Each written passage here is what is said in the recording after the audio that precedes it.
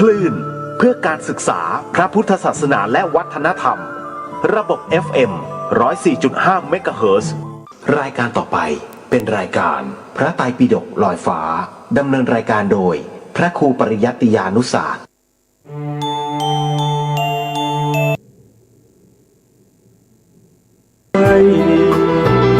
เราจะรู้ด้วยตัวเองไม่ได้อริยสัจตรัสไว้ให้เดินไปตามธรรมเจริญปัญญาในมรรคองค์แปดเป็นหลักนั่นงามเลิศล้ำรู้เนื้อรู้ตัวไม่ตกต่ำฝึกจิตฝึกใจให้ดื่มด่ำรู้รูปรู้นามแยกธาตุแยกขันธ์มองเห็นในไตรลักษณ์ว่าไม่เที่ยงสภาพแปรผันให้คงเดิมเป็นไม่ได้แท้นั้นวิปัสสนาเถิดพุทธชนทุกท่านอริยสัจสร้างสรรค์คือธรรมราชา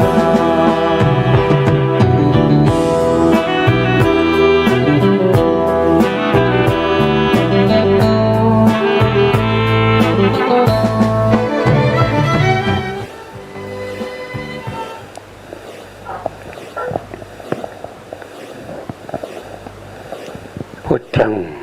สรณังกัจฉามิธัมมังสรณังกัจฉามิสังฆังสรณังกัจฉามิกับนมัสการพระมหาเถระพระสังฆาธิการพระเถรานุเถระสวัสดีท่านผู้ฟังและผู้ชมทุกท่านที่ติดตามในรายการพระไตรปิฎกลอยฟ้าครั้งนี้เป็นครั้งที่124ครับซึ่งเราก็ยังศึกษาในเรื่องของจตุปาริสุทธิศีลจตุปาริสุทธิศีลก็คือศีลในหมวด4ซึ่งมีอะไรบ้างก็จะมีหนึ่งก็คือเรื่องของเขาเรียกว่าเป็นปาติโมกข์สังวรปาติโมกข์สังวรสองก็คืออินทรีย์สังวรสามก็คือปัจจยสันนิสิตศีลแล้วก็อาชีวปาริสุทธิศีลจริงๆแล้วอาชีวปาริสุทธิศีลมาก่อนเป็นข้อที่3แล้วข้อที่4ก็เป็นปัจจยสันนิสิตศีลแต่ละข้อก็มีความสำคัญสำหรับผู้ที่หวังความเจริญในเรื่องของสมาธิแล้วก็ปัญญา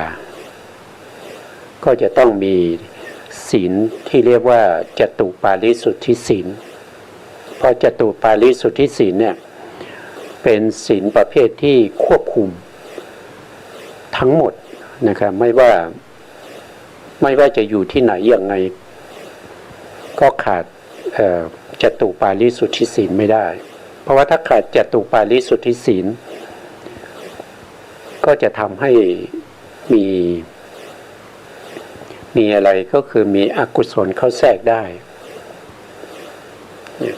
อย่างเช่นปาติโมกข์สังวรเนี่ยปาติโมกข์ก็พูดถึง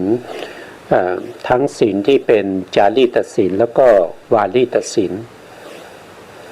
อินทรีย์สังวรก็คือปิดกั้นห้ามบาปทั้งหลายที่เข้ามาทางตาหูจมูกลิ้นกายแล้วก็ใจ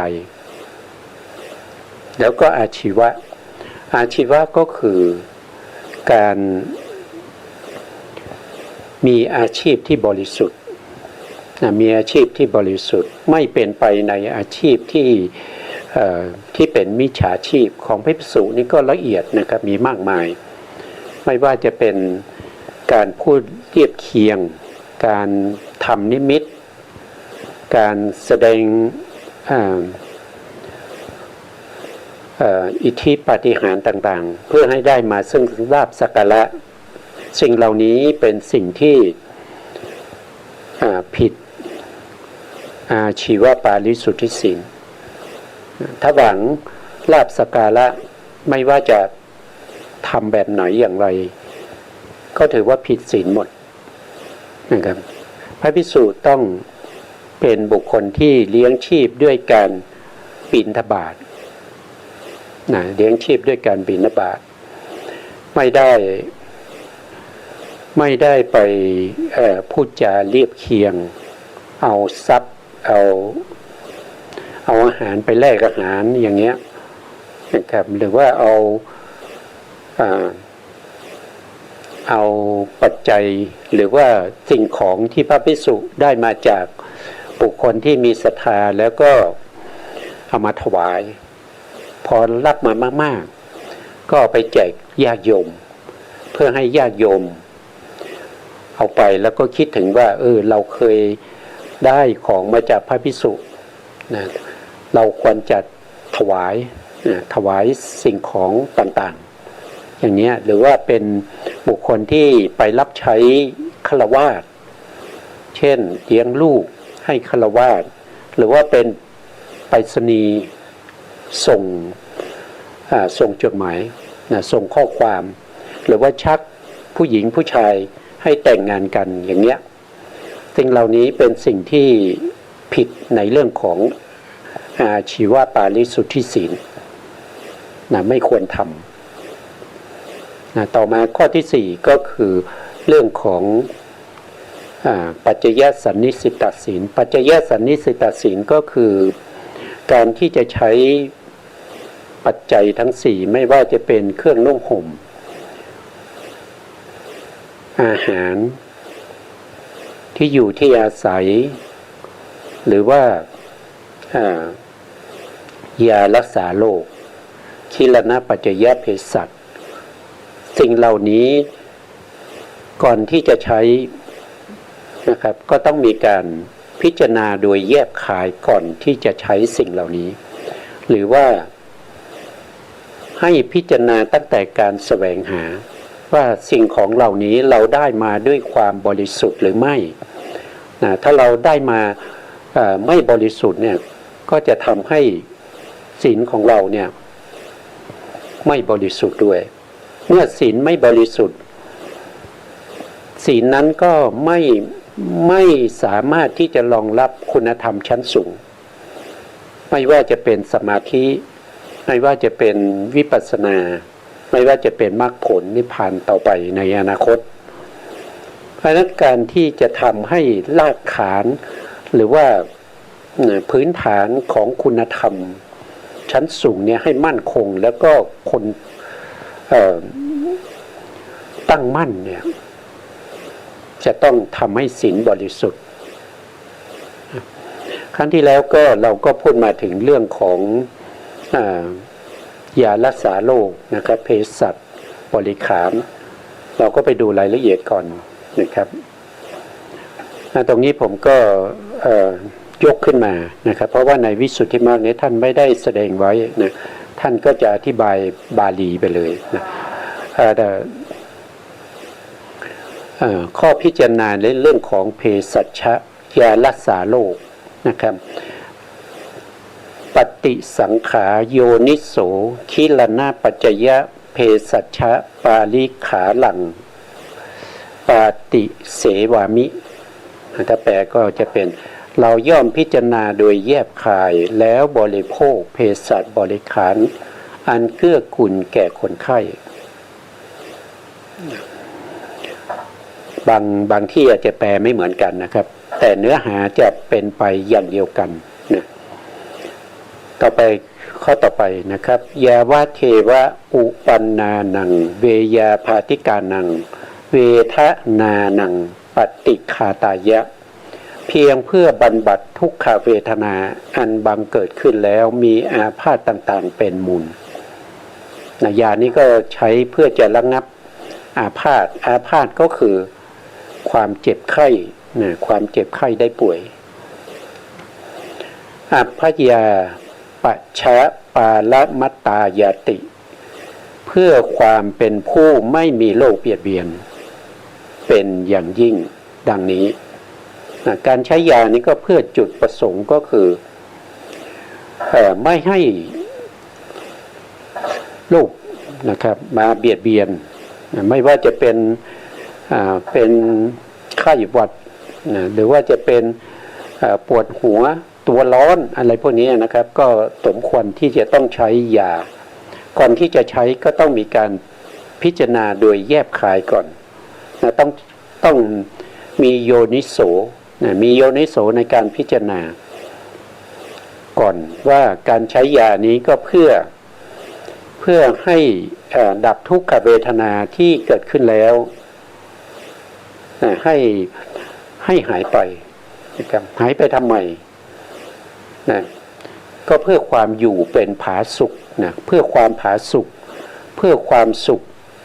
แล้วก็จะได้เจริญภาวนาได้อย่างดีนะครับ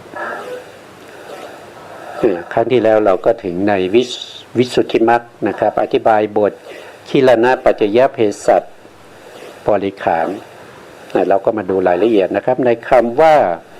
ซึ่งคิลนะปัจจยเภสัชบริขารนี้มีอธิบายดังต่อไปนี้เภสัชก็คือปัจจัยคำว่าปัจจัยนี้ก็เราก็ส่วนมากก็รู้นะครับส่วนมากก็รู้แล้วนะปัจจัยเนี่ยมันมีหลายที่เหลือเกินนะครับบางทีก็พูดถึงปัจจัยต่างๆปัจจัย24อย่างเงี้ยปัจจัย47อย่างนี้อันนั้นก็เป็นปัจจัยนะแล้วก็ในที่นี้ก็คือปัจจัยคืออะไรก็คือเครื่องต่อต้านต่อต้านอะไรต่อต้านโลกนะครับเพื่อจะไม่ให้โลกเกิดขึ้นนะอธิบายว่าเพราะอ่านว่าซึ่งความเป็นข้าศึกต่อโลกคำว่าปัจจัยนี้เป็นชื่อของสัพพยะอย่างใดอย่างหนึ่งสัพพยะในที่นี้ก็หมายถึงว่าเป็นยาที่เราใช้แล้วก็ทำให้ร่างกายของเราเนี่ยสุขสบายไม่ต้องมีทุกขเวทนารบกวนนะครับเพื่อดับทุกขเวทนานั้นนะบางครั้งยาบางอย่างเนี่ยมันก็ต้องเป็นประเภทที่ป้องกันนะครับถึงแม้ว่าเรายังไม่เจ็บไข้ได้ป่วยแต่ว่าถ้าเราปล่อยไว้นะครับมันก็จะเกิดทุกขเวทนาหรือว่าบางทีเนี่ยเรารักษาโรคที่มันเกิดขึ้นมานานแล้วเนี่ยมันอาจจะรักษาไม่ได้เพราะเราปล่อยโรคนั้นไว้นานเกินไปเพราะฉะนั้นปัจจัยพวกนี้ก็เป็นไปในการที่จะรักษาโรคเหล่านั้นนะปัจจัยนี้ก็ต้องเป็นสัพพยะ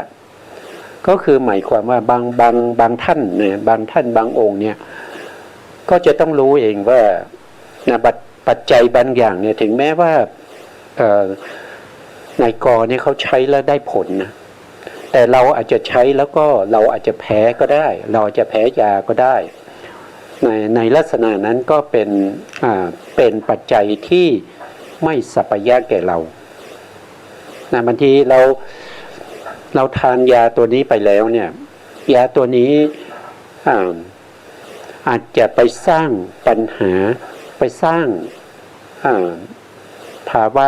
ของความเป็นโรคอย่างอื่นขึ้นมาอีกโรคเก่าก็ไม่หายโรคใหม่ก็มาแทรกมาแซงนะครับเพราะฉะนั้นก็ต้องรู้จักว่าปัจจัยที่เป็นสัพพยะกับเราถูกกับเราไม่แพ้ใช้แล้วก็สามารถที่จะกำจัดโรคภัยไข้เจ็บที่กำลังเป็นอยู่ได้ปัจจัยเหล่านี้นะครับต้องเป็นกิจกรรมของหมอด้วยก็คือหมอเนี่ยท่านได้รับอนุญาตจากพระสัมมาสัมพุทธเจ้านะครับให้สามารถที่จะรักษาพระภิกษุได้ไม่ใช่ว่า ไม่มีหมอนะครับไม่มีหมอไม่มีคนรู้แต่พระภิกษุก็ไปใช้ยาโดยการนึกคิดเอาเองนะครับไม่มีสมมติฐานอย่างนี้ก็ไม่ได้นะครับแต่ปัจจัยในที่นี้หมายถึงว่าต้องให้หมอพิจารณาหมออนุญาตแล้วนะอนุญาตเนี่ยอนุญาตแล้วหมออนุญาตแล้วถึงจะใช้ได้นะต้องหมออนุญาตนะครับฉะนั้นจึงชื่อว่าเภสัชชะก็คือปัจจัยนี้นะครับกับเภสัชชะก็คืออันเดียวกันถ้าพูดแล้วก็คืออันเดียวกันก็คือยาที่หมอเป็นผู้อนุญาตให้ใช้ได้แต่หมอนี้ก็ได้รับอนุญาตจากพระสัมมาสัมพุทธเจ้าก่อนนะครับว่าเป็นหมอนะเป็นหมออันพระพุทธองค์ก็อนุญาตให้หมอเป็นผู้รักษาพระภิกษุที่อาพาธได้นะเภสัชชะคือปัจจัยแห่งคนไข้นะครับเภสัชชะนี่เป็นปัจจัยแห่งคนไข้ปัจจัยนี้กว้างกว่านะครับปัจจัยนี้กว้างกว่าปัจจัยรวมไปถึงปัจจัย24นะครับอย่างเช่นเหตุปัจจัยอารัมมณปัจจัยอาทิปติปัจจัยนะอานันตรปัจจัยสมานันตรปัจจัยสหชาตปัจจัยอัญญมัญญปัจจัยเป็นต้นนะครับปัจจัยก็คืออะไรก็คือเหตุปัจจัยคือเหตุนะผลก็คือปัจจุบันนะปัจจัยในที่นี้หมายถึงเภสัชก็คือยาไปทำไมก็เป็นเหตุปัจจัยในการกำจัดเสียซึ่งโรคภัยไข้เจ็บนะครับชื่อว่าคิลนะปัจจยเภสัชอธิบายว่าได้แก่กิจการของหมออันเป็นสัพพยะแก่คนไข้ชนิดใดชนิดหนึ่งนี่เป็นหน้าที่ของหมอนะครับการที่จะจัดยาให้นะเป็นหน้าที่ของหมอนะครับมีน้ำมันน้ำผึ้งน้ำอ้อยเป็นต้นอันนี้ก็เป็นยานะครับเนี่ยเป็นยาส่วนคำว่าบริขารพระผู้มีพระภาคเจ้าตรัสเอาเครื่องล้อมก็มีพระบาลีมีอาทิว่าพระนครเป็นอันล้อมดีแล้วด้วยเครื่องล้อมพระนครถึง7 ชั้นบริขารนี้ก็คือบางครั้งก็จะเรียกว่าเป็นบริวารนะครับเป็นบริวารแวดล้อมบริวารแวดล้อมบริขารก็บริวารแต่ในที่นี้ท่านยกตัวอย่างว่าพระพุทธองค์ได้ตรัสไว้ว่าก็เหมือนกับพระนครที่มีกำแพงถึง7 ชั้นตันหมายถึงเครื่องอลังการนะครับก็คือเครื่องที่เป็นสิ่งที่พระนครต้องมีนะครับเป็นเครื่องคล้ายๆว่าเป็นเครื่องตกแต่งพระนครนะให้พระนครนั้นดูแล้วก็สวยงามพระนครนั้นมีเครื่องตกแต่งมีอลังการอย่างนี้ก็ตั้งอยู่ได้ดีข้าศึกจะเข้ามาก็ลำบากนะครับพระนครนี้มีกำแพงหรือว่ามีเครื่องแวดล้อมอยู่ถึง7 ชั้นด้วยกัน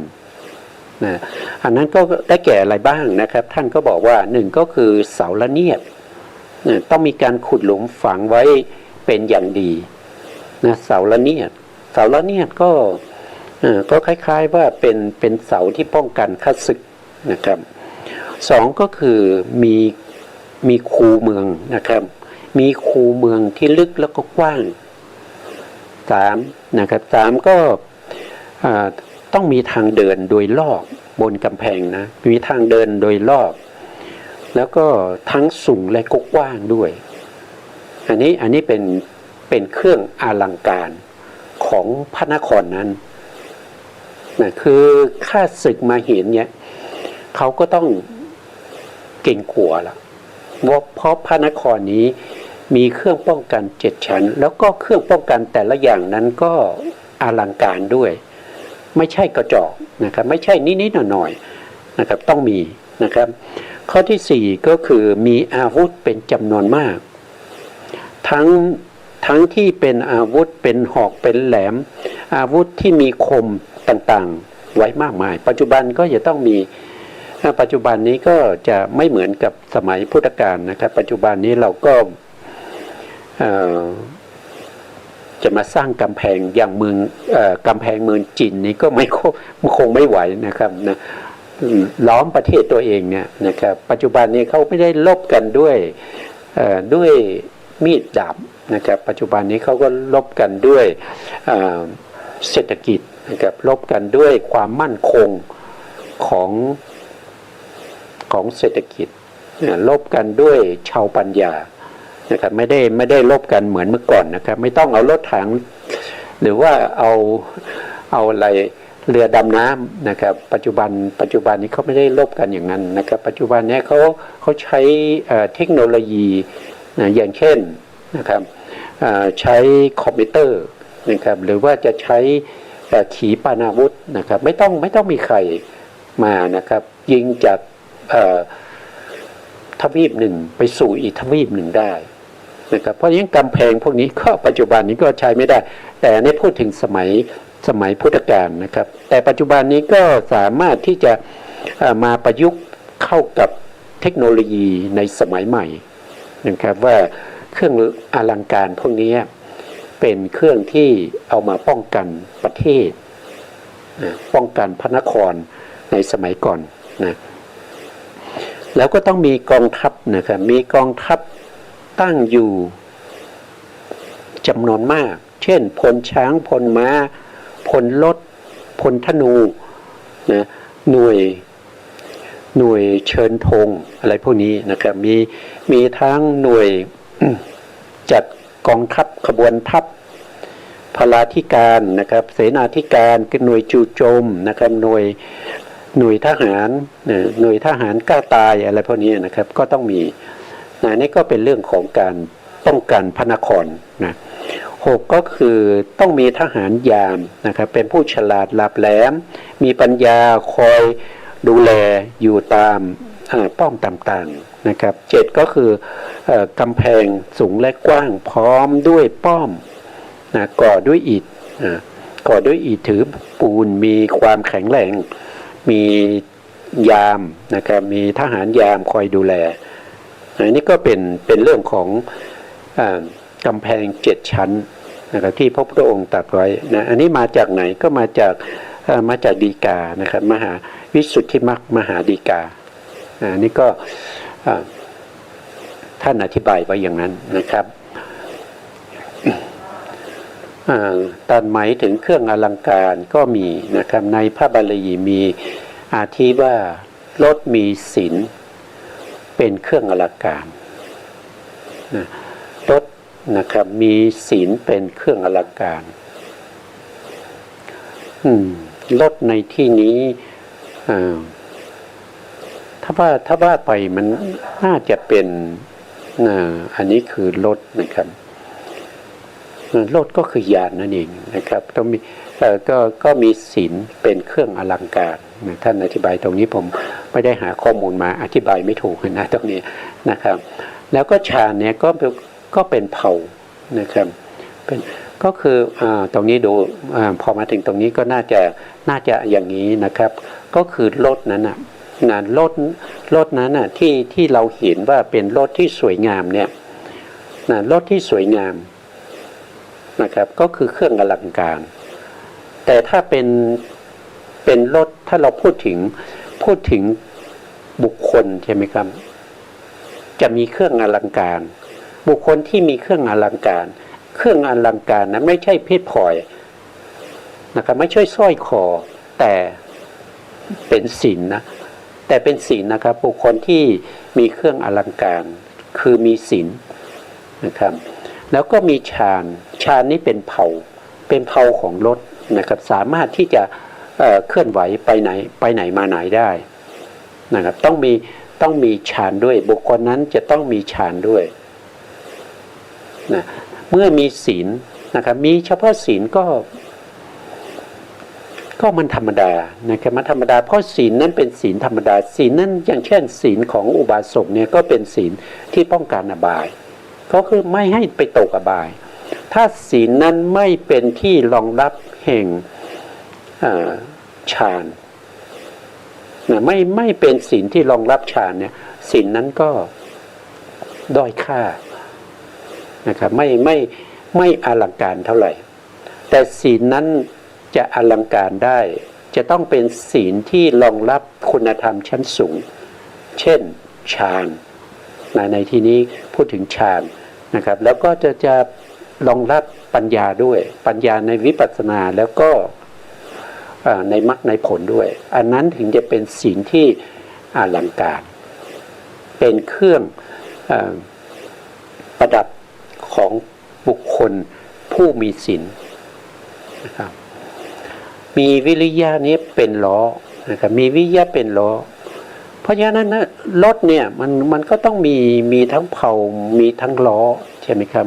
ถ้าไม่มีล้อไม่มีเผาก็จะเคลื่อนไหวไปได้อย่างไรนะแล้วก็ทรงตัดหมายถึงหมายเอาสัมภาระก็มีพระบาลีอธิบายว่านะครับสัมภาระในที่นี้ก็คือสัมภาระแห่งชีวิตเนี่ยสัมภาระแห่งชีวิตก็มีมากมายนะครับไม่ใช่มีน้อยๆนะสัมภาระแห่งชีวิตเนี่ยนะครับถ้าเราพูดถึงชีวิต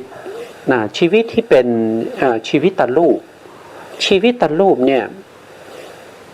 มีทั้งใน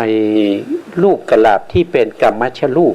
กัมมัชรูปก็มีจักขุทัสสะกลาบเนี่ยก็มีชีวิตตรูปนะแล้วก็ในกัมมัชรูปไม่ว่าจะเป็นจักขุทัสสะกลาบโสตทัสสะกลาบคานาทัสสะกลาบชิวหาทัสสะกลาบกายทัสสะกลาบพวกนี้จะต้องมีชีวิตตรูปด้วยชีวิตอยู่ในกลาบเดียวกันกับจักขุทัสสะกลาบถ้าเราพูดถึงตรงนั้นเนี่ยสิ่งแวดล้อมในชีวิตตัวที่อยู่ในกัมมัชรูปนั้นก็คือได้แก่อะไรถ้าเป็นจักขุทัสสะกลาบเนี่ยก็จะมีอวินิโพครูป8ใช่ไหมอวินิโพครูป8ก็จะมีมหาพุทธรูป4แล้วก็มีรูปารมณ์แล้วก็มีคันธารมณ์รัสสารมณ์มันก็เป็นเท่าไหร่ก็เป็นมหาพุทธรูป4ก็เป็น7แล้วก็มีโอชาอีก1ก็เป็น8 9ก็คือชีวิต10ก็คือได้แก่จักขุประสาทพวกนี้ก็เป็นบริวารที่ล้อมรอบชีวิตอยู่ชีวิตนี้ขาดไม่ได้นะครับหรือว่า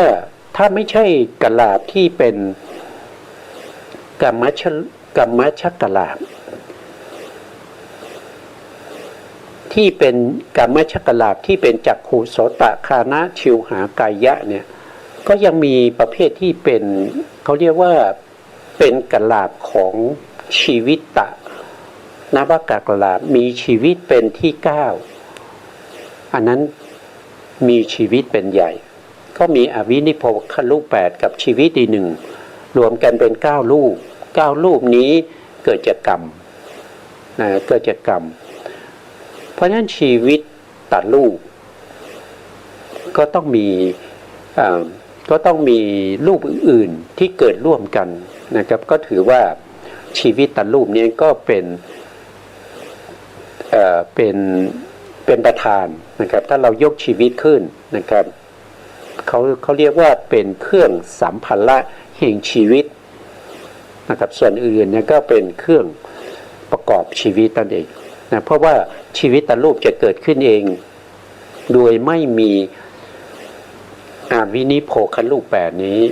ไม่ได้เขาต้องเกิดร่วมกันถ้าจะเกิดต้องเกิดร่วมกันแต่อวินิโพครูป8ไม่ต้องมีชีวิตเขาก็เกิดได้นะครับไม่ต้องมีชีวิตก็เกิดได้อย่างเช่นจิตตชรูปอุตุชรูปอาหารละรูปเนี่ยไม่จำเป็นต้องมีชีวิตตรูปเขาก็เกิดได้นั่นก็เป็นเรื่องของรูปนะครับอย่างเช่นเป็นนามเป็น ชีวิตินทรีย์ที่เป็นเจตสิกอันนี้ก็ต้องเกิดร่วมกับจิตแล้วก็เจตสิกอื่นๆอย่างน้อยเจตสิกที่เกิดร่วมกันก็จะต้องมีอยู่6เจตสิกแล้วก็จิตอีกหนึ่งอย่างเช่นจักขูวิญญาณอย่างเนี้ยจักขูวิญญาณโสตวิญญาณฆานวิญญาณชิวหาวิญญาณกายวิญญาณพวกนี้มีเจตสิกเกิดร่วมน้อยที่สุดในเจตสิกน้อยที่สุดนั้นมีอยู่7 ดวงแล้วใน7 ดวงนี้จะต้องมีชีวิตตินทรีย์ด้วยก็เป็นอะไรเป็นสัมภาระแห่งชีวิตจะเป็นชีวิตตรูปหรือชีวิตตนามก็แล้วแต่นะครับก็ต้องเกิดร่วมกันนั่นแหละนะอันบรรพชิตพึงนำมาโดยชอบนะก็คือเขาพระพุทธองค์เปรียบเหมือนว่าชีวิตเนี้ยจะต้องมีสัมภาระใช่ไหมมีสัมภาระที่ผมได้อธิบายไปมันก็ต้องมีสัมภาระที่เกิดร่วมกับชีวิตแต่ในที่นี้ก็หมายถึงว่าชีวิตนั้นจะตั้งอยู่ได้เนี่ยชีวิตจะเป็นไปด้วยดีก็ต้องมียารักษาโรคนั่นเองนะครับอันบรรพชิตต้องนำมาโดยชอบด้วยนะต้องแสวงหาโดยชอบไม่ใช่ไปยารักษาโรคเนี่ยปกติเนี่ยก็สามารถขอได้นะครับถึงแม้ว่าเขาไม่ได้ภาวนาหรือว่าไม่ได้มาบอกเราว่าต้องการอะไรก็บอกนะก็แต่ว่าสามารถขอได้นะครับแต่การขอก็ต้องดูนะครับเขาสามารถจะให้เราได้หรือเปล่านะครับสมัยพุทธกาลก็มีนะครับอย่างเช่นภิกษุรูปหนึ่งนะครับภิกษุรูปหนึ่งเขาป่วยนะครับแล้วก็โรคของเขาเนี่ยหายด้วยการฉันน้ำซุปก็คือน้ำต้มเนื้อแล้วทีนี้อุบาสกอุบาสิกานะครับอุบาสิกาก็ทราบว่าภิกษุป่วยนะครับภิกษุป่วยก็มาเยี่ยมนะแล้วก็ถามว่าโรคแบบนี้นะครับท่านเคยเป็นไหมนะเขาบอกว่าเคยเป็นเคยเป็นแล้วท่านฉันอะไรมันถึงหายท่านก็บอกว่าอาตมาฉันน้ำต้มเนื้อมันถึงหายนะอุบาสกก็ไปหาเนื้อมาต้มนะครับเพื่อจะเอาไปถวายแก่ภิกษุทีนี้วันนั้นเป็นวันอุโบสถเขาไม่มีเนื้อขายนะวัสสิกาก็เลยตัดเอาเนื้อที่ขาตัวเองนะไปต้มให้ภิกษุให้ภิกษุฉันนะภิกษุก็ได้น้ำต้มเนื้อมาก็ฉันแล้วโรคก็หายนะครับพระพุทธองค์รู้นะครับพระพุทธองค์รู้ก่อนที่พระพุทธองค์จะรู้เนี่ยก็คือสามีของอุบาสกนั้นก็มาเฝ้าพระพุทธองค์นะครับแล้วก็ได้มานิมนต์พระพุทธองค์ไปรับบิณฑบาตพวกนี้เมื่อพระพุทธองค์ไปรับบิณฑบาตจริงๆพระพุทธองค์รู้อยู่แล้วแต่ไม่ได้แสดงอาการนะครับก็ไปรับบิณฑบาตไปฉันพูดง่ายๆว่าไปฉันที่บ้านของโยมนะไปฉันแล้วนะครับเสร็จแล้วพระพุทธองค์ก็ถามว่าแล้วอุบาสิกาไปไหนนะอุบาสกก็บอกว่าป่วยไม่สามารถออกมานมัสการมากราบพระพุทธองค์ได้ครับพระพุทธองค์ก็ว่าไม่เป็นไรให้เขามานะครับให้เขามาเถอะนะอุบาสิกาเมื่อได้ฟังพระพุทธองค์ให้เข้ามาเฝ้านะครับก็เกิดปิติเกิดความปิ่มในใจนะครับแล้วก็ออกจากห้องมาเฝ้าพระพุทธองค์นะเนื้อที่ถูกเฉือนไปนะครับก็กลับมีเหมือนเดิมนะครับมีเหมือนเดิมนะ ก็ถามว่าป่วยเป็นอะไรก็ว่าอุบาสิกาก็เล่าให้ฟังนะครับแล้วพระพุทธองค์ก็กลับมาที่วัดนะแล้วก็เรียกภิกษุมานะครับว่าภิกษุเธอป่วยตอนนี้หายหรือยังก็บอกว่าหายแล้วนะหายแล้วเนี่ยไปฉันอะไรถึงหายก็บอกว่าน้ำต้มเนื้อแล้วก่อนที่จะฉันนะได้พิจารณาไหมได้พิจารณาโดยแยบคายหรือเปล่าก่อนจะฉันนะภิกษุก็ตอบว่าไม่ได้พิจารณานะครับได้ฉันไปแล้วนะพระพุทธองค์ก็ตำหนินะครับก็ตำหนิว่าเธอเป็นบุคคลที่นะครับไม่เกื้อกูลต่อการประพฤติปฏิบัติในคำสอนของเรานะครับไม่มีการพิจารณาไม่มีการพิจารณาโดยแยบคายก่อนที่จะฉันก็ตำหนินะครับแต่พระพุทธองค์ก็ไม่ได้ปราบอาบัตินะครับแต่ตำหนิว่าเป็นบุคคลที่ไม่มีการพิจารณาคือศีลไม่บริสุทธิ์ไม่พิจารณาก่อนฉันนะไม่พิจารณาก่อนฉันเมื่อภิกษุนั้นได้ฟังพระพุทธองค์ทรงเทศนาภิกษุนั้นก็รู้สึกว่าเกิดความยินดีในพระธรรมของพระพุทธองค์นะครับก็ได้ดวงตาเห็นธรรมนะก็จะเป็นลักษณะนี้แต่พระพุทธองค์ตำหนิว่าการที่จะฉันไม่ได้ตำหนิว่าขอนะไม่ได้ตำหนิไปขอโยมนะครับแต่ตำหนิว่าไม่ได้พิจารณาก่อนเพราะว่าการขอยารักษาโรคเนี่ยสามารถขอได้โดยไม่เป็นอาบัติแต่การก่อนที่จะฉันหรือว่าในขณะที่เราได้มาด้วยการแสวงหาเนี่ยเราก็ต้องมีการพิจารณาแล้วก็ในขณะที่จะฉันก็ต้องพิจารณาในขณะฉันก็ต้องพิจารณาด้วย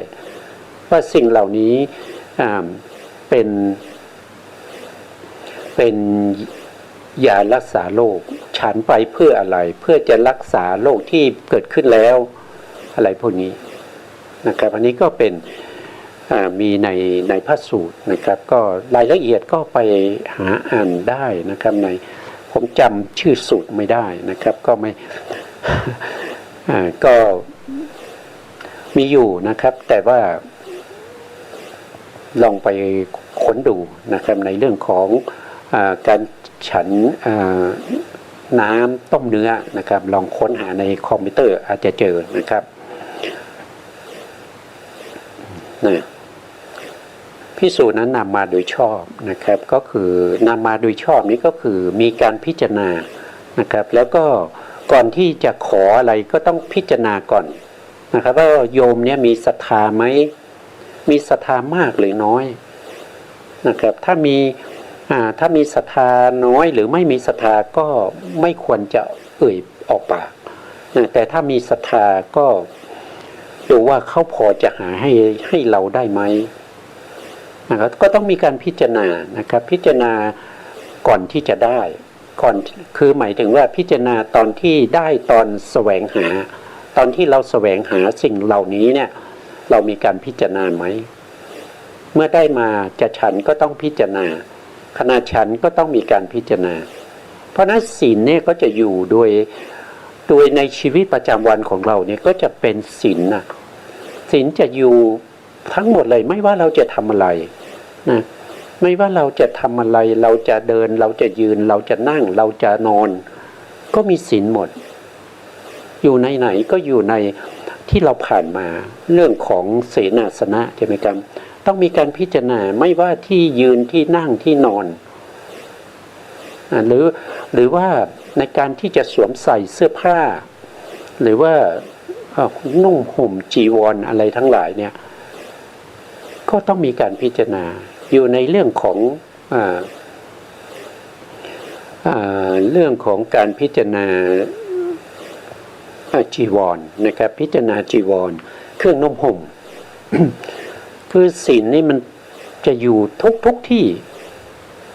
นะทุกที่นะพระองค์ทรงตรงบัญญัติเรื่องของศีล ไม่มีที่ไหนที่ไม่มีศีลนะไม่มีที่ไหนเลยที่ไม่มีศีลถ้าเราศึกษาจากศีลสี่ที่เรากำลังพูดอยู่เนี่ยจตุปาริสุทธิศีลเนี่ยเราจะเห็นว่าไม่มีช่องว่างเลยในชีวิตประจำวันของเราเนี่ยแต่ละวันแต่ละเดือนแต่ละปีเนี่ยมันไม่มีคำว่าไม่มีศีลจะมีศีลอยู่ทุกที่เราจะทำอะไรก็มีศีลหมดศีลเป็นสภาวะที่จะไปรองรับคุณธรรมชั้นสูงเพราะนั้นศีลก็จะต้องอยู่ทุกที่ถ้าศีลที่มีแค่เราอยู่แค่ธรรมดาใช่ไหมครับเราไม่ได้ฆ่าสัตว์เนี่ยจะถือว่าศีลเราบริสุทธิ์เราไม่ได้ทำปาณาติบาตอย่างนี้มันไม่ใช่นะมันไม่ใช่ศีลนะถ้าเราอยู่เฉยๆเนี่ยโดยไม่ได้ฆ่าสัตว์ถือว่าเรามีศีลที่เป็นปาณาติบาตเพราะเราไม่ได้ฆ่าสัตว์อย่างนี้ไม่ใช่นะครับศีลก็คือหมายถึงว่าทุกขณะที่เราพิจารณานั้นเราพิจารณาเราใส่ใจถึงศีลนั้นจิตเราน้อมไปในเรื่องของการไม่ฆ่าสัตว์ในขณะที่เรามีเหตุมีปัจจัยเราจะต้องตบยุงเพราะยุงมันมากัดแขนของเรากำลังจะตบพอดีแต่ว่านึกถึงศีลได้ว่าเราอาราธนาศีล5ข้อที่1ปาณาติบาตเราก็เลยไม่ตกนะเราก็ไม่ตกเราก็ไล่ไปไม่ใช่ว่าปล่อยให้มันกัดนะปล่อยให้ยุงมากัดเต็มเลยมันจะมีโรคภัยไข้เจ็บนะเพราะนั้นยุงมากัดเราเนี่ยเราก็ไล่ไปนะครับเราก็ไล่ยุงไปแต่เราไม่ได้ทำร้ายยุงนะครับเพียงแต่ป้องกันไม่ให้ยุงมากัดเราเท่านั้นไม่ใช่ไปตกไปฆ่าไปทำให้ยุงนั้นตายในขณะที่เราพิจารณาอย่างนี้นั่นแสดงว่าศีลเราเกิดนะครับมีการงดเว้นจากการฆ่าสัตว์อย่างนี้ศีลเกิดศีลเกิดแล้วในขณะที่เรากำลังจะลุกเราก็พิจารณาเราก็จะต้องมีการพิจารณาโดยแยบคายว่าเราจะลุกจากที่นั่งก็เป็นเสนาสนะใช่ไหมครับเราจะลุกจากที่นั่งเราจะยืนเรามีการพิจารณาว่าเรานั่งมานานแล้วเราปวดแข้งปวดขาใช่ไหมครับเพื่อจะทำให้อิริยาบถทั้ง4เนี่ยเป็นไปได้ไม่ให้มีโรคภัยไข้เจ็บมาเบียดเบียนก่อนที่จะลุกก็ต้องมีการพิจารณาก่อนพิจารณาโดยแยบคายแล้วก็ลุกขึ้นยืนเวลาที่เราจะเดินเราก็ต้องมีการพิจารณาโดยแยบคายก่อนที่เราจะเดินเนี่ยมันเป็นศีลทั้งหมดนะเป็นศีลทั้งหมดเดินไปเดินมาแล้วก็จะนั่งก็มีการพิจารณาที่นั่งก่อนนั่งแล้วจะนอนก็มีการพิจารณาว่าจะนอนก่อนนะมีการพิจารณาในอิริยาบถทั้ง4นั้นเรียกว่าเสนาสนะอยู่ในข้อเสนาสนะนี่ก็เป็นเรื่องของศีลก็พูดถึงศีลที่จะรองรับคุณธรรมชั้นสูง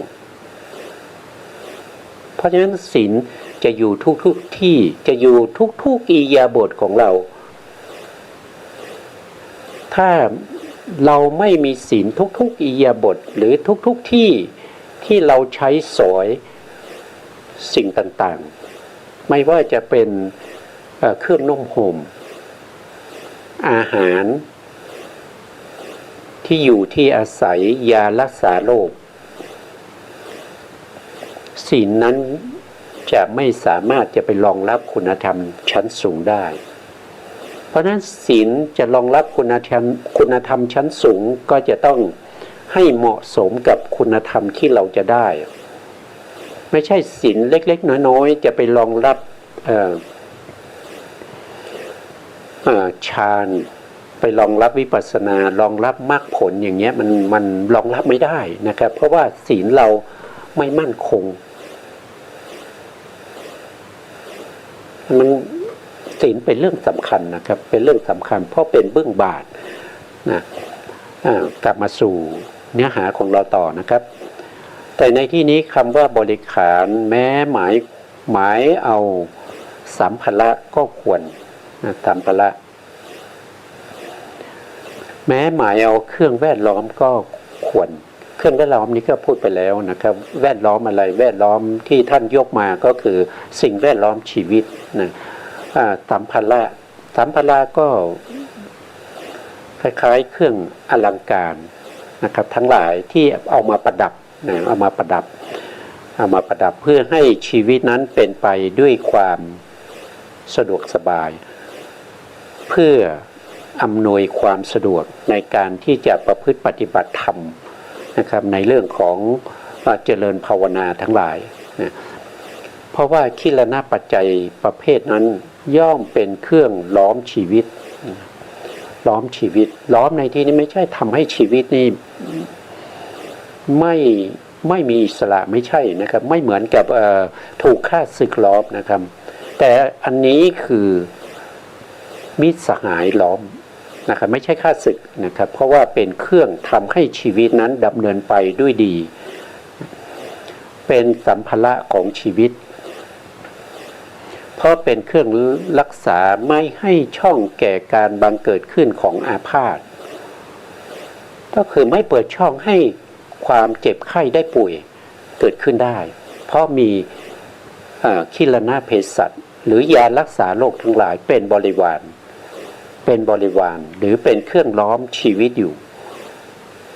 ใช้ตามสมควรที่จะใช้ไม่ใช่ใช้ยารักษาโรค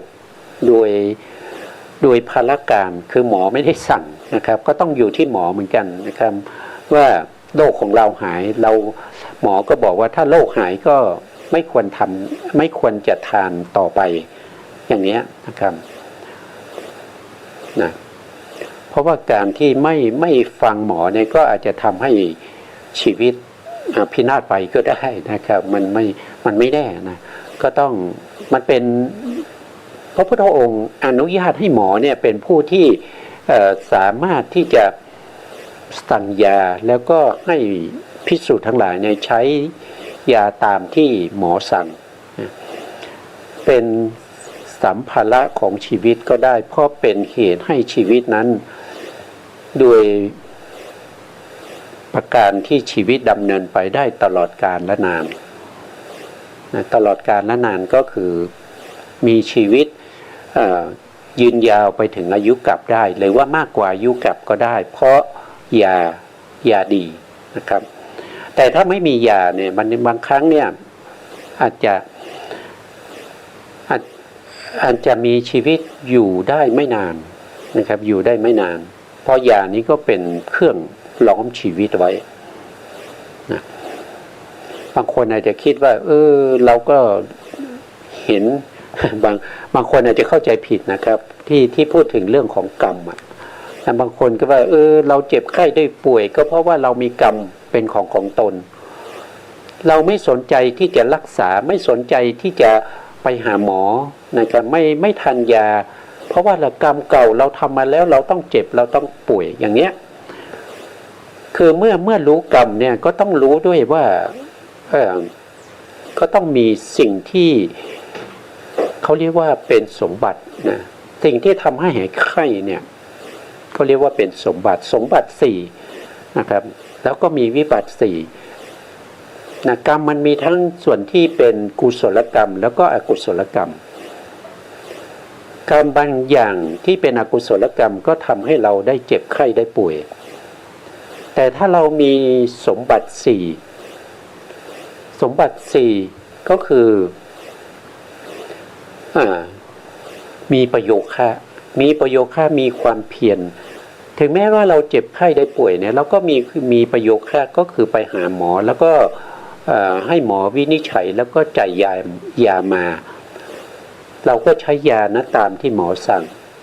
ความเจ็บไข้ได้ป่วยนั้นก็หายไปได้อันนี้ก็มาจากประโยคแค่ประโยคแค่ก็คือความมันเพียรที่จะใส่ใจในการรักษาโรคนั้นสมบัตินี้มีอยู่4อย่างนะครับหนึ่งก็คือเขาเรียกว่าคติก็คือภพภูมิที่เกิดอันนี้ก็เป็นตัวที่จะไป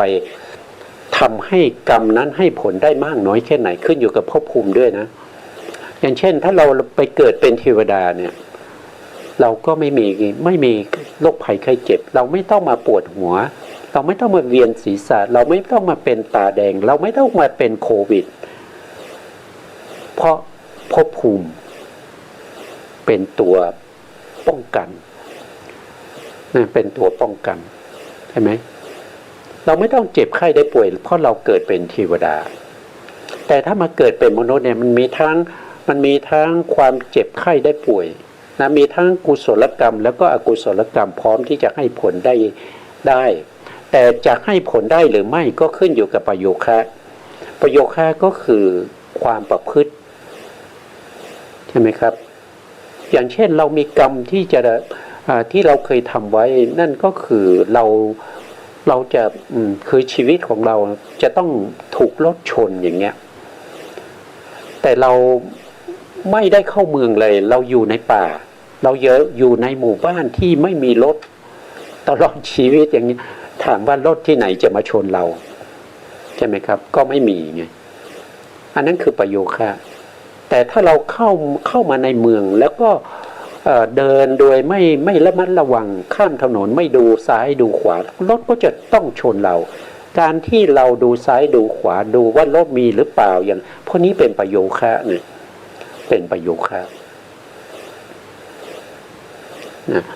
แล้วก็เราได้มา2ข้อนะครับข้อที่1คือคติคือที่เกิดของเราอย่างถ้าเราไปเกิดในนรกเนี่ยความทุกข์ทรมานที่ถูกทรมานก็จะมีมากใช่ไหมก็ตามภพภูมินั้นภพภูมินั้นเขาเป็นอย่างนี้เราไปเกิดเราก็ต้องเป็นอย่างนั้นจะไปยกเว้นเราไม่ได้อันนั้นคือภพภูมิอันที่2ก็คือประโยคะที่พูดไปก็คืออุปนิสัยอัธยาศัยความเคยชินที่เราทำอย่างนี้บ่อยๆเราทำกรรมที่ไม่ดีบ่อยๆกรรมที่เป็นอกุศลกรรมก็จะส่งผลได้ง่ายแต่ถ้าเราทำกุศลกรรมบ่อยๆเนี่ยอกุศลกรรมก็จะส่งผลได้ยากกุศลกรรมที่รออยู่ก็จะส่งผลได้ง่ายอันนี้คือประโยคะแล้วอีกข้อหนึ่งเขาเรียกว่าเป็นการเวลาเป็นยุคเป็นสมัยถ้ายุคสมัยถ้าเป็นยุคสมัยที่มีผู้ปกครองที่เป็นมิจฉาทิฏฐิเนี่ยถ้าเราทำคุณงามความดีคุณงามความดีนั้นอาจจะไม่ให้ผลเราก็ได้อย่างเช่นเราเป็นลูกน้องเขาเรามีหัวหน้าที่เป็นมิจฉาทิฏฐิหัวหน้านั้นเขาไม่ได้สนใจว่าคุณทำงานดีหรือไม่แต่เขาสนใจว่าคุณไปเลียแข้งเลียขาเขาคุณไป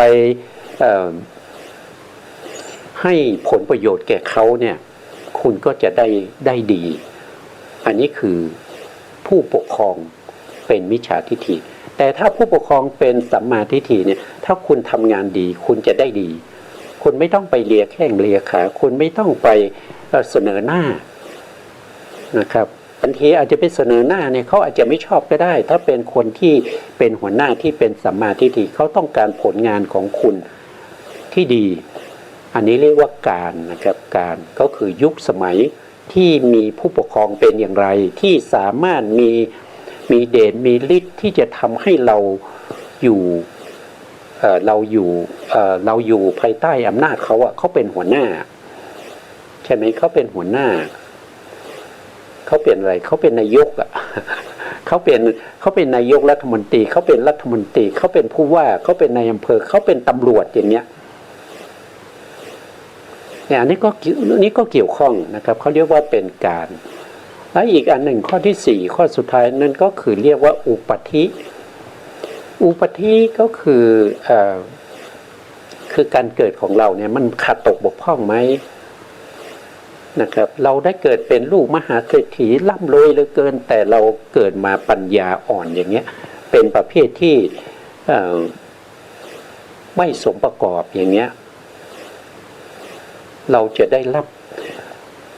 ผลประโยชน์จากความเป็นลูกของมหาเศรษฐีเนี่ยอย่างบริบูรณ์มันก็ไม่ได้อะเนี่ยมันก็ไม่ได้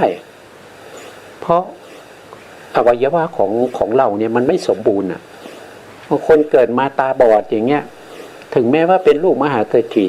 ตาบอดหูหนวกอย่างเงี้ยแล้วเราจะใช้ชีวิตยังไงเราก็มีชีวิตที่สุขสบายเหมือนกันแต่มันสุขสบายเราไม่ได้เห็นนะเราไม่ได้เห็นสิ่งที่เราต้องการเห็นอย่างเช่นเห็นสิ่งที่ดีที่สุดนั่นก็คือเห็นพระพุทธเจ้าสาวกของพระพุทธเจ้าเราก็หมดสิทธิ์ใช่ไหมปัจจุบันก็คือเห็นพระไตรปิฎกสามารถอ่านพระไตรปิฎกได้สามารถเข้าใจเนื้อความได้มันก็จะหายไปมันก็เป็นไปไม่ได้เพราะเราตาบอดอ่ะแล้วปัญญาอ่อนด้วยบางคนก็หูหนวกอย่างเงี้ยมันถึงแม้ว่าเราจะมีบริวารมากมายมีทรัพย์สินมากมายอย่างไงก็ตามแต่มันขาดตกบกพร่องมาตั้งแต่ปฏิสนธิเนี่ยมันแก้ไขไม่ได้หมอที่เก่งที่สุดก็ไม่สามารถจะทำให้ได้เพราะมันไม่มีประสาทตามันไม่ถึงมีลูกตาจริงแต่ประสาทตามันไม่มีอ่ะประสาทตามันขาดตกบกพร่องอ่ะประสาทหูขาดตกบกพร่องอ่ะจะใช้เครื่องอะไรก็ตามไม่สามารถได้ยินเพราะมันไม่มีประสาทอ่ะใช่ไหมอันนี้ก็เกี่ยวกับเรื่องของอุปธิเพราะฉะนั้นกรรมที่จะให้ผลได้เนี่ยมันก็ต้องมีสมบัติ4นะครับวิบัติ4นะอันนี้ก็เป็นตรงข้ามกันนะครับก็ต้องมีอย่างนี้นะแต่ที่สำคัญนั่นก็คือประโยคะคือความพยายามเราเป็นคนจนเกิดมาเป็นคนจนเราก็มีความพยายามในการประกอบอาชีพมีศึกษาเราก็พยายามที่จะศึกษาจนจบปริญญาตรีถึงแม้เราจะยากจนจบปริญญาตรีปริญญาโทเราก็สามารถที่จะทำได้ด้วยความพยายามของเราทำงานด้วยศึกษาด้วยต่อไปเราก็สามารถที่จะหาเงินหาทองได้ก็สามารถที่จะเป็นเศรษฐีได้เนี่ยบางคนเนี่ยบ้านเขายากจนเนี่ยมีเยอะแยะนะครับในชีวิตของมนุษย์เรามีมากมายบางคนจบแค่ป .4 นะแต่ว่าเป็นมหาเศรษฐีรวยเป็นพันล้านก็เพราะอะไรก็เพราะว่าประโยคะเขาดีเขามีความขยันหมั่นเพียรมีสติปัญญาในการที่จะแสวงหาทรัพย์อันนี้ก็เป็นกรรมนะมันเกี่ยวข้องกันนะครับไม่ใช่กรรมก็ปล่อยเห็นว่าอันนี้มันเกิดจากกรรมเนี่ยมันก็ปล่อยมันเป็นกรรมของมันนะไม่สนใจรักษาเลยไม่รักษาไม่ดูแลปล่อยเพราะว่ามันเป็นกรรมอ่ะทำยังไงมันก็จะ ก็จะต้องอย่างก็ต้องเจ็บป่วยนะครับเจ็บป่วยโดยไม่สามารถที่จะมีชีวิตที่ดีได้นะครับเวลาหมดนะครับสุดท้ายนี้ขอบพระคุณพระครูสมุทรวิสุวัตรวรกิจโจผู้อำนวยการสถานีวิทยุเพื่อการศึกษาพระพุทธศาสนาและวัฒนธรรม FM 104.5 เมกะเฮิรตซ์วัดฝายหินจังหวัดเชียงใหม่และขอบพระคุณพระครูปริยัติยานุศาสตร์ขอบคุณท่านผู้ฟังและผู้ชมทุกท่านที่ติดตามในรายการพระไตรปิฎกลอยฟ้าพบกันใหม่ในโอกาสต่อไปครับสวัสดีครับ